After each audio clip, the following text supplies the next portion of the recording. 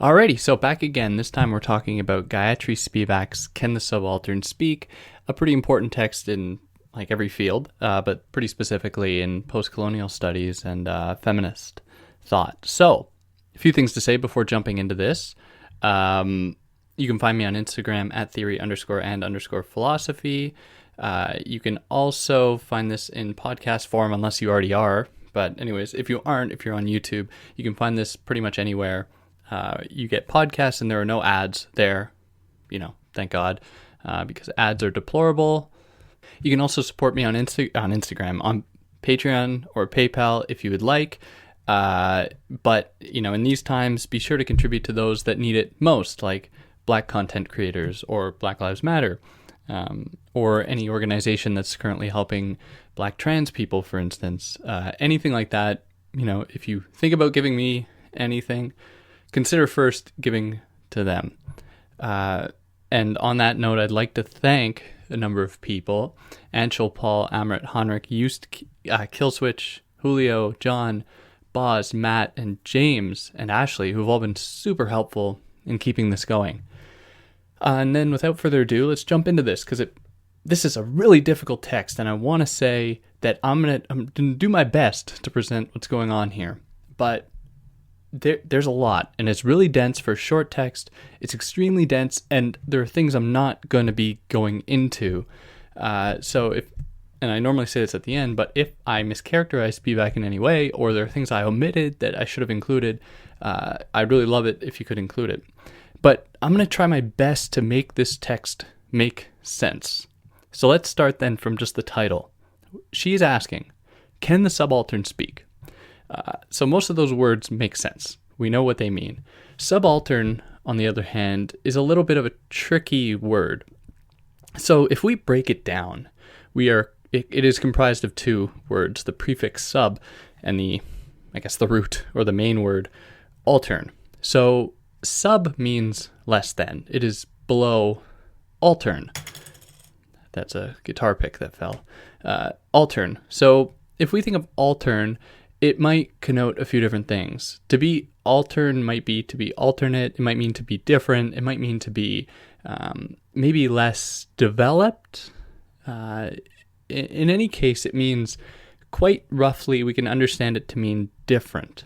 Now, when she's saying, she puts these two words together, that is sub and altern, or the prefix with altern, she's saying that people who are sub almost different, right? These are people that are less than just different, because difference works within a kind of dialectic.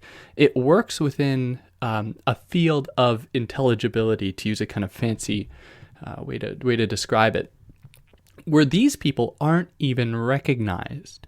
Now, she's describing this in the case of colonized people, specifically colonized women, but men, of course, fall into this category as well, where colonized people, having their entire cultures stripped away, and there is established colonial rule, colonial legal apparatuses, various other colonial institutions, it's very difficult, if not impossible, for colonized people to have a voice. So I'm just saying that to kind of set the tone here. And spoiler alert, for her, the subaltern cannot speak. That is how she ends the piece. So I think it's important to lay that out, because it'll give us an understanding of what she's doing through the rest of the text. Now, as for the beginning, she sets out by positioning herself against the work of Deleuze and Foucault. So these are two French thinkers, Gilles Deleuze and Michel Foucault. Two French thinkers, writing prominently in the 70s and early 80s and through the 80s with Deleuze, who Spivak wants to challenge. And there are a few different reasons for this, and we're going to get into them. But just to say kind of broadly, she associates them with the broader project of post-structuralism. Now, it would be wrong of us to say that Spivak is writing against post-structuralism. Totally. She's not. She is writing against Deleuze and Foucault. And the reason I say that is because she takes solace or finds solace in the work of Jacques Derrida, whose work she's going to make reference to toward the end of this piece. Now, don't worry about it yet if you don't know what these thinkers say respectively, because we're going to get into that. But I'm just trying to set the tone here, or the contrast that she develops between herself and these thinkers. So what these thinkers were doing, that is Deleuze and Foucault, this is how Spivak characterizes them. So they are responding to the idea of the Western subject. So what is that? Well, it comes out of the Enlightenment, specifically in modernity, where there were a number of figures that were responsible for this. Some of them were Hobbes, Locke, Descartes, to go back a little bit further, I guess, who were positing that the human, which is often a white, European human, has inalienable rights as a subject. They have various needs as far as their legal representation should go, as far as their livelihood should be, and so on and so forth.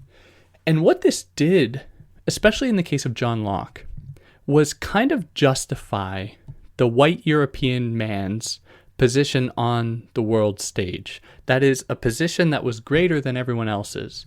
So with that, they were able to justify things like colonialism and imperialism and just taking from other people, essentially. Now, this is obviously very problematic. And this is something that Deleuze and Foucault both take on in their own way. Now, I'm going to be very brief about how they're different, but because I want to highlight how they are the same.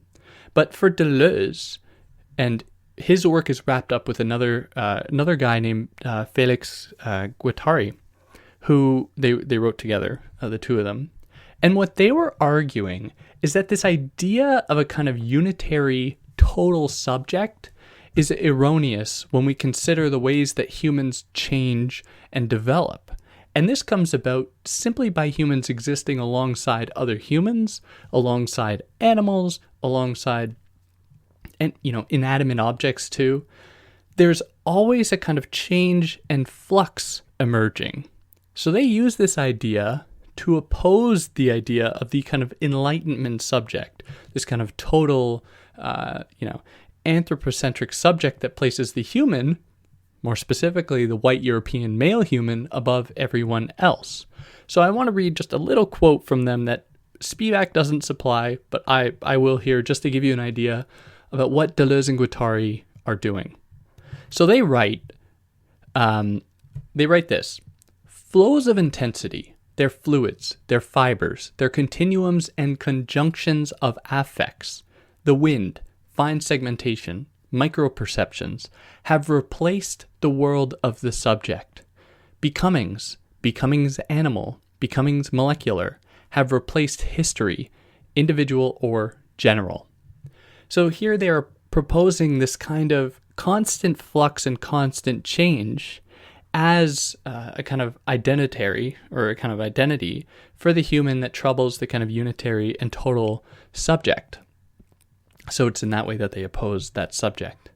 Now for Foucault, it's a little bit different. In fact, it's a lot different. Unlike Deleuze and Guattari, Foucault doesn't supply us with a kind of opposite to the emergence of this subject, at least not in any of the things I've read from him. Instead, he's just kind of seeks to diagnose what this subject is. And he says that the human, at least the idea of the human that we know today, which is wrapped up with a kind of subjective identity, isn't a universal identity. In fact, it emerges at a certain period, and with it comes certain burdens. But what is most important is that this subject emerges in response to and as a product of a certain kind of power, through power. Power gives birth to this kind of subject. So the way I like to describe this is like a kid in a sandbox, where the kid is this subject. Now, in the sandbox, the limits might seem endless. The child can work, can do anything it wants in the sandbox, but we can't lose sight of the fact that that sandbox is essentially bordered, it has borders, so it is restricting. It is restricted. In that way, this kind of subjectivity that emerges has potential. It can do things, or in Foucault's words, it is productive. It has possibilities, but those possibilities are constrained by the particular episteme, which is the kind of social, cultural, political paradigm in which it is found, that places limits on it. And there are, within these limits, various mechanisms that maintain a certain status quo. So you're free to go to the store to shop. You're free to, surf the internet as much as you want. But, as an oppositionary thing, you aren't free to really protest. You aren't free to really change things. So we must interrogate the limits of our freedom in that way. So it's in that way that he's criticizing this idea of the subject, because he's saying that it's rather restricting.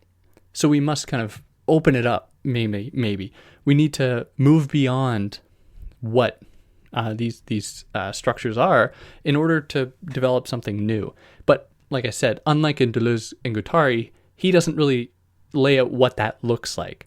We get the sense of what it looks like a little bit at the end of the first volume of The History of Sexuality, when he says something along the lines of, we must strip away, or we must do away with sexuality in favor of bodies and pleasure, implying that there's sexuality is limiting, and we can open ourselves up to something new. But in any case, that's my kind of quick introduction to these two thinkers. Now, to return now to the text, Spivak says that Deleuze and Foucault, in describing this subject and describing the kind of affects that work upon this subject and that the subject works upon, that is, the subject has a kind of potential to change things, that is, the subject has a certain propensity for radicality implied within it. For Deleuze, it's in the fact that the subject is always changing, transforming. In Foucault, it is because the subject is a product of power, that it then within it houses a kind of potential to oppose that power, to undo it. Spivak says that by focusing on the subjects in this way, they lose sight, that is, Deleuze and Guattari lose sight of ideology for Spivak. And it's true. Ideology does not figure very much in the work of Deleuze and Foucault. And that is because they are writing against what Lyotard called these kind of meta-narratives, or these grand narratives that sought to explain everything.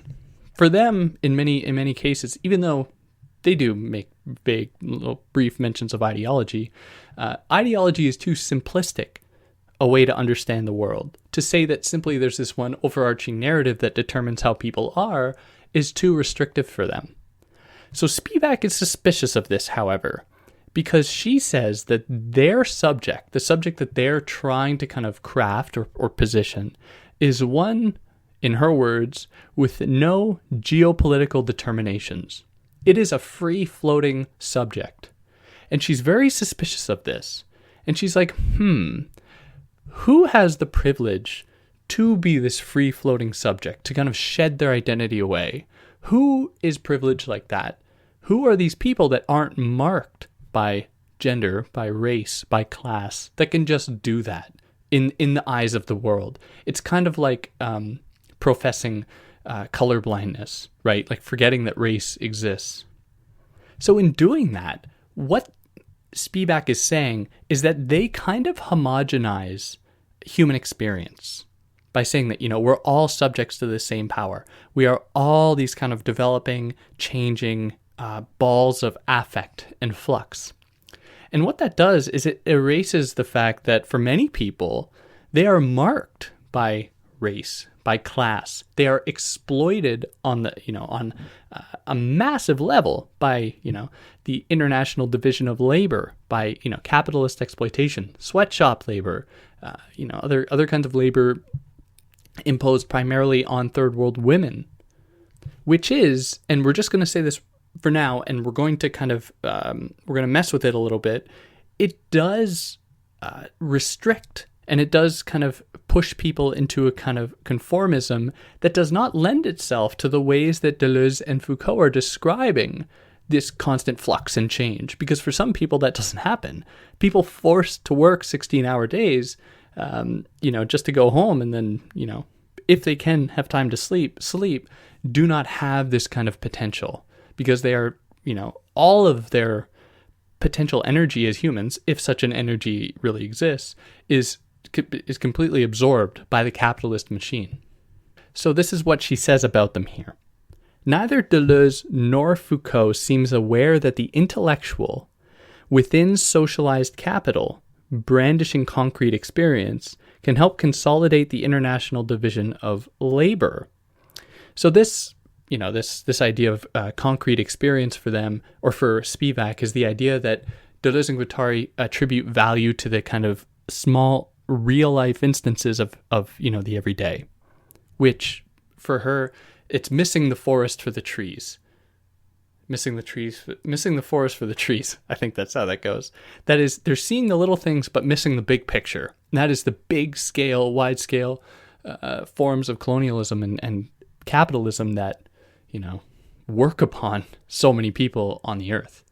So she goes back to Marx for this. She says that in Marx, we find a better way of understanding wide-scale turmoil on the part of colonized people.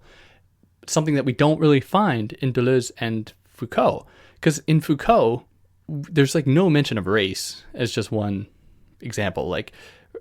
Only maybe I think in the history of sexuality and maybe the lectures, you get something about race emerging as a kind of biopolitical product. But that does kind of erase differences even between races and how races are treated. So she characterizes their projects as ones that are against meta-narratives, against these kind of grand-scale narratives, like Marxism, for instance. Because for them, Marxism casts too broad a brush over the experiences of people. So they say Marx is too simplistic, essentially. Even though Deleuze and Guattari very much indebted to Marx, Foucault is a little bit more critical, where Foucault writes in, I believe it was The Order of Things, he says, Marx in the 19th century is like a fish in the water. It can't breathe anywhere else. So the idea there is that when Marxists try to claim that everything is reducible to class conflict, they are forgetting, for Deleuze and Guattari, they're forgetting about a number of other factors that impose themselves on people, that kind of restrict people. So I think Spivak is sympathetic to that viewpoint, but she challenges that viewpoint. And she says that Marx does not posit a kind of universal collectivity in the way that we might think he does. And if you just read the Communist Manifesto, this kind of simplistic description of the class experience, then you might come away thinking that, this seems a little bit reductive. So Spivak wants to kind of clear the air here, and she takes a quote from Marx that goes as follows. Insofar as millions of families live under economic conditions of existence that cut off their mode of life, their interest, and their formation from those of the other classes, and place them in inimical confrontation, they form a class. So this class is not a collective one. It is one that is comprised of splits and breaks and ruptures and, these kind of schisms that trouble the idea that Marx is putting forward this kind of overall narrative. In fact, Marx is diagnosing, at least according to Spivak, the very effects of this separation, the very effects of capitalism in producing these kinds of fluxes, in producing these kinds of ruptures and distances between people. So in opposing Marx, Spivak says that these thinkers think too individualistically. They try to find too much value in the individual utterances against power, for instance, instead of collectivity against power. And because of that, she says that they are able to dodge institutional responsibility, which is a pretty heavy claim. So she gets then into the way that they, that is Deleuze and Foucault, erase representation and how they erase the signifier.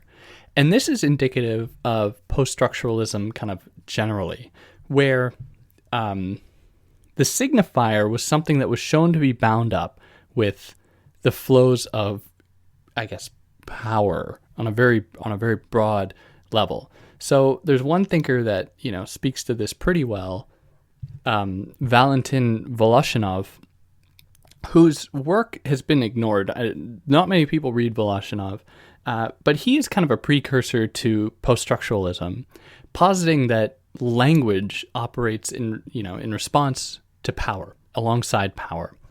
And representation then is in many cases, wrapped up within that. So language is not separate from the kind of centers of power that we find emerging. And we get this too in Friedrich Nietzsche's work as well, when he considers the way that language and authority, are wrapped up together. So by renouncing the signifier, Spivak says that Deleuze and Foucault forget the connections then to ideology, the way that language works within and alongside ideology. That is, these broad scale movements, these modes of power that exist not at the molecular level, but at the molar level. But she accuses them of doing more than just forgetting about these things, more than just kind of ignoring these facts. She takes it further and says that their non-subject, that is the subject they posit as the subject of like change and flux, the subject that speaks, truth to power, this subject is someone that is only possible if it is placed in relationship to a determined other, a determined object. Because this non-subject for Spivak can't just exist on its own without having a kind of relative point that it can be compared against. So one way to understand it is like you can't have light without darkness. You can't understand what light is without having its antithesis, darkness, or a kind of relative mode. Or same with like heat and cold. You can't understand heat without cold to kind of as a relative point to compare. So you can't have this kind of non-determined subject, that is this subject with no geopolitical location, without having a kind of object against which it can be measured. And this might explain the fact that, you don't get a lot of, testimonies from marginalized people in Deleuze and Foucault. There are very many times in which they really speak for the other. They really they speak on behalf of the other. And so we get the sense then that, for these thinkers, these intellectuals, the other isn't worthy of being listened to. The other isn't worthy of being attended to. And this is something we see, at least I can speak from my own experience, replicated in various circles, or intellectual circles, in which, syllabi are comprised primarily of dead white dudes and not, third world women or, just people of color generally. It's just all white guys, because white guys are the canon. White guys speak for everyone, according to them. They aren't necessarily conscious of this, but this is how this cycle is reproduced. That is speaking on behalf of the other. And in a colonial context, that is just exacerbated so much more. And it is bound up with the history of colonization. So she considers specifically the way that India was affected by British law. And she spent a great deal of her life in India, and obviously, lived through the effects of this, or the kind of the outcome of it, or the fallout of colonialism, that is British colonialism in India. So she considers this specifically, and how the British, suppressed Indian social life, religious practice, political life in favor of, British ideals. Now, in in the aftermath of this, and even as it's going on, clearly there were people studying this. Clearly there were people that were curious about the effects of colonialism. And many of these people would only focus on people within colonial settings who had power. So that those would either be the colonizers themselves, high political representatives within, of the natives of the country within the colonial setting, or, people with power on a more local level that held like local office or something. So these are the people then that would be studied. But what about the common people? What about women? What about even children in these settings? These are, for Spivak, the subaltern. These are the people that won't be heard because, as soon as, in the case of India, Britain imposed kind of political life onto these people, at least British political life, then suddenly you had a whole population of people that were not equipped, that didn't have the same kind of understanding of politics as which was imposed upon them. So even if they had something to say, that voice would not be heard because they wouldn't know how to adapt that voice to the new political apparatus. So she wants to extend an olive branch to some of these people studying this, because at least they were considering something like colonialism and considering people in as close to the everyday life as they could, unlike for her Deleuze and Foucault, who are just thinking in their they're armchair philosophers, thinking away from all of the harms of the world. And to just extend this critique even further of Deleuze and Foucault, in Deleuze specifically, Deleuze romanticizes the experience of the colonized in this whole rhetoric of becoming. So some of the becomings that he uses is like becoming woman, or becoming nomad, becoming animal, which are often assumes, and it reinvigorates a kind of binarism between the unitary European subject and the kind of possible other, the other that is romanticized as having, infinite possibility by their being closer to maybe nature. And this is, of course, an appropriation of nature and just a very gross equation of marginalized people, and in many cases people who are, and air quotes here, who are not as advanced, which is of course not a real marker, but it's one that I think that is internalized by these thinkers without them knowing it. They participate in that romanticization of the other that maintains a certain European superiority that they obviously would renounce if they're criticized for doing that, I think at least, but that they nevertheless are not aware of. So they're very appropriative. And in the words of Bell Hooks, I should do Bell Hooks here, when she characterizes, I believe that's her pronoun, when she characterizes the way that white Europeans appropriate marginalized colonized others, she describes it as eating them, kind of consuming those bodies. And in many ways, we see that what's going on here. So any kind of resistance then for Deleuze and Foucault, and they take different forms, it comes down to the individual instances, as I've already said. So for Foucault, he elevates what Spivak characterizes in him as alliance politics above class politics. So in her words, she says that the clinic, the asylum, the prison, the university, these are, by the way, these are all institutions that Foucault writes about.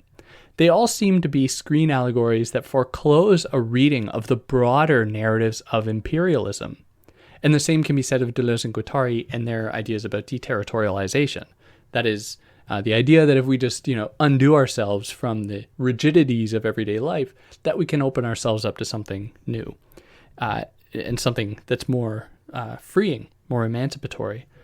And I just want to add a little asterisk by saying that it is more complicated than that. And I'm not saying that Spivak mischaracterizes them, but there is more to be said about it here that I won't get into. So she opposes to Deleuze and Guattari, and this is where Deleuze and Foucault, and this is where we get into Jacques Derrida. She opposes to them the work of Derrida, where she says that in relation to them, who in relation to Deleuze and Foucault's emphasis on real politics, real social problems, real history, in quotes, Derrida is read as someone who is inaccessible, esoteric, and textualistic. So where's the value she finds in Derrida? What is useful about Derrida to Spivak? And I would like to say as well that Spivak has a very, important connection to Derrida and Derrida's work. She wrote the pretty seminal Introduction of Grammatology, a book that I will do on here eventually. I hope if I can keep doing this. It's a lot of work. In which he describes deconstruction, and this comes out later in some of his other texts too, like dissemination and I guess the margins of philosophy and stuff. She suggests that deconstruction is a kind of antidote to what is going on in Deleuze and Foucault. So what the hell is deconstruction? Because that's a very fancy word, and I think that it's one that I think it's thrown around a lot. And this isn't to say that Derrida has a monopoly on the word deconstruction, but when we're talking about it in the Derridian sense, it means something very specific. So for Derrida, deconstruction has nothing to do with deconstructing. It is not about taking something apart. So for example, you could say that I'm going to deconstruct Donald Trump's rhetoric to find out the kind of racist components to it. Like, let's deconstruct this argument and find out what are some of the underlying assumptions of it. That's not what Derrida is saying. His form of deconstruction is different. So, what does it mean then? Well, it's a method that you apply to a binary. And we might think of a few binaries as an example. Might think of the binary straight and gay, or heterosexual and homosexual. We might think colonized, colonizer. We might think subject and other. We might think, insert anything here, rich, poor, anything like that. Okay? And what deconstruction tries to do is it tries to show that each side of this binary is contingent upon the existence of the other.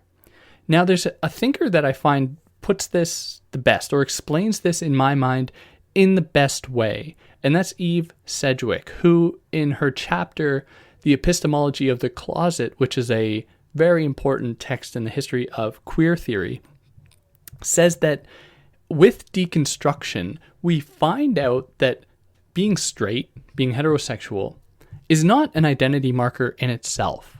It only becomes so when we have this kind of other that it can be positioned against. And so you have these categories emerge, like homosexual as being a marked category that is apparently recognizable in relation to heterosexuality. And so it is then that you cannot separate this binary, the two parts of the binary, from one another, because they are necessary to form each. They rely upon each other. So in her words, she says that, and she's just talking about two sides of a binary here. She says that deconstruction maintains an indispensable phase of reversal. So these are her words. Deconstruction reveals the extent to which the ontologically valorized term A depends for its meaning on the simultaneous subsumption and exclusion of term B. So in this case, let's say heterosexual and homosexual, where heterosexuality, assumed to be the superior one, is dependent upon the proximity of homosexuality that it can, it marks, that it can shut away, that it can hide or try to hide, in order to give itself a kind of a base upon which to stand, to be itself, to occupy a position worthy of kind of acknowledgement. And this is, I think, the power of deconstruction for Spivak. And she uses it in the following way to consider colonization, or to consider, the subject-object split. And that's the split between like the European, subject and the colonized third world object or other. Where as soon as we know that this idea of the other is contingent upon the assumption that the subject is superior. Then we come to know or learn that this other doesn't exist in the world. It's a purely ideological creation. It is created in response to a certain power. That is one that tries to maintain a kind of superiority on the part of the subject by crafting this other that is marked, that can be subordinated. And he, that is Derrida, wants to, not in response, but instead of Deleuze and Foucault, he wants to render, and this is Spivak's words, he wants to render delirious that interior voice that is the voice of the other in us. So to show that this otherness that we think exists over there, that is the otherness that we can appropriate through the work of Deleuze by, becoming other, becoming object, becoming woman, becoming anything like that, is actually already within us. And that other doesn't exist out in the world on naturally. It's not a universal thing. It is one that is created by our very maintenance of this split that is maintained in the work of Deleuze and Foucault. At least that's how Spivak's been characterizing it. But then should we say that, if we don't like the idea of the other being like an object that is being rendered, less than human, less than subject, should we then make of it a subject? And that language is already problematic, because then it's like us gifting this idea of subjectivity, us bestowing upon the other a subjectivity, giving a gift that obviously can never be given back, putting these people in a kind of perpetual debt to us.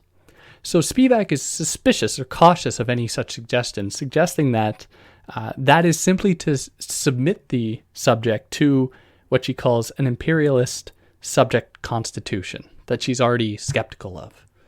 And what this comes down to, and this is a really famous sentence that she had developed before this piece, but that she's bringing up again. And this is the idea that it comes down to white men to save brown women from brown men. Or the verbatim, it's white men are saving brown women from brown men. Like it's the West's responsibility to save the helpless other, the helpless, in this case, woman, brown woman, from, the kind of barbaric acts of, and I use that term, I should be more sensitive with that, using that language, the kind of acts that are assumed to be violent or hostile because they are, different to the white European gaze. So this reached full force in the colonization of India by the British in their condemnation of sati, which was, and I hope I pronounced that right, sati, that was, first of all, mistranscribed by the British, the victims of which were mistranslated. And the act is the act of a widow immolating herself, that is, sacrificing herself through burning, upon her husband's funeral pyre, her dead husband's funeral pyre. So the British saw this and were like, wow, that's not great. We have to try and get rid of that. We have to turn this into an act that can be punished, right? Or, well, I don't know what more punishment can be inflicted upon someone than that. But it's something that has to be outlawed for the British, because they saw it as being, kind of archaic, violent.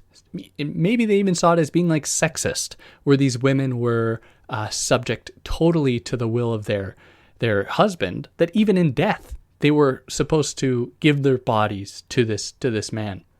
And this was seen, that is the condemnation of sati, the act, was a means by which Britain saw themselves elevating India into the good society, making them good, making them better, making them European, we might go so far as to say.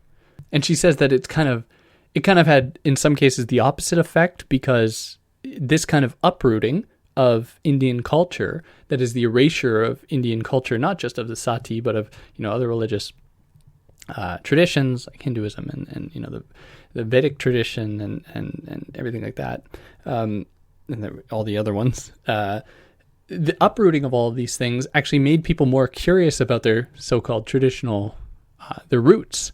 And so people were growing more fascinated in sati. But she just kind of mentions that as an offhand. So Spivak is it's a little bit difficult, and she's very careful about this, because sati isn't something that she wants to necessarily applaud. But she sees it as a ritual that is, in a sense, the reclaiming of one's identity and one's life in the act of willingly taking it away. So it's kind of paradoxical. And it brings praise, in her words, for the act of choice. And to just condemn it as a crime is to erase it within the broader ideological paradigm of India, which is not like a homogenous one. Like, India is an extremely large country with very different cultures, from town to town, like different languages, cultures, identities from, small area to another small area, or even within cities. So I'm not saying that it's just one homogenous whole, of course, but it was still something that was kind of homogenously taken away or imposed upon by the British.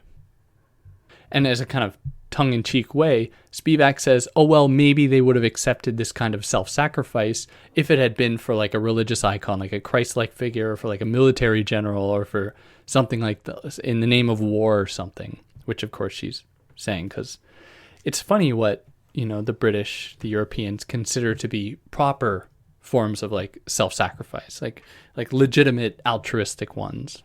So she has a tenuous relationship with sati, because she goes back to the kind of early translations of it, or where it emerged from the oldest text in the Vedic tradition, that is the I think I pronounce this right, the Rig Veda, which is the first text, where the supposed justification of sati is for her flimsy at best. Like, it could have just been mistranslated, and it could mean something like, women are supposed to attend their husband's funerals.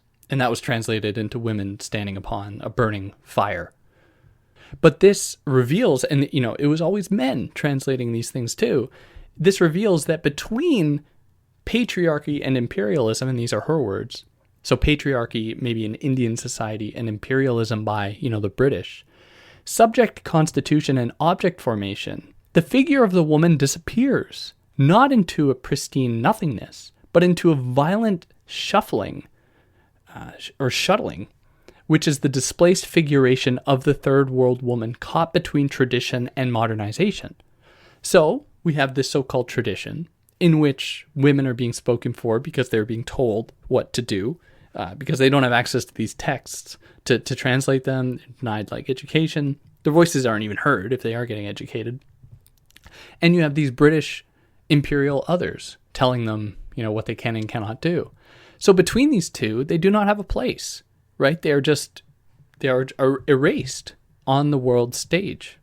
So what she does then is she wants to consider the ways that sati should be, how it can be evaluated in a more meaningful, in a meaningful way that considers the specific ideological considerations, where she gives the example of how in Bengal, which I believe would be in northern India, the